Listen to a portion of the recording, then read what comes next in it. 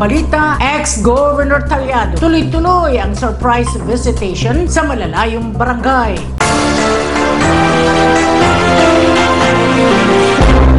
Tuloy-tuloy ang isinasagawang pagbisita ng grupo ni dating Camarines Norte Governor Edgardo Talyado sa mga barangay sa lalawigan ng Camarines Norte. Pinakahuling dinalaw ng mga ito ay ang 4 na barangay sa bayan ng San Lorenzo Ruiz kung saan kinumusta nila ang mga kababayan sa munisipalidad. Ayon sa dating gobernador, marami silang napakinggan ng mga hinaing ng taong bayan bagamat hindi nawawala ang ngiti ng mga ito at tuloy pa rin ang laban sa buhay. Dagdag pa ni Talyado, surprise visitation umano ang kanilang isinasagawa kasama ang team gawa upang makapag-abot umano ng tulong sa mga mamamayan na naninirahan sa malalayong lugar. Iginit nito na pantay-pantay dapat ang natatanggap na tulong ng mga Kamnorteños, mapamalapit man o malayo dahil ito umano ang nararapat. Samantala nagpasalamat din si Talyado sa Asia Pacific Luminaire Awards matapos nitong gawaran ng parangal ang Team Gawa Foundation bilang top performing humanitarian foundation of the Philippines. Isa niya itong malaking karangalan kaya't labis daw ang kanyang pagsaludo at pasasalamat sa lahat ng Team Gawa volunteers.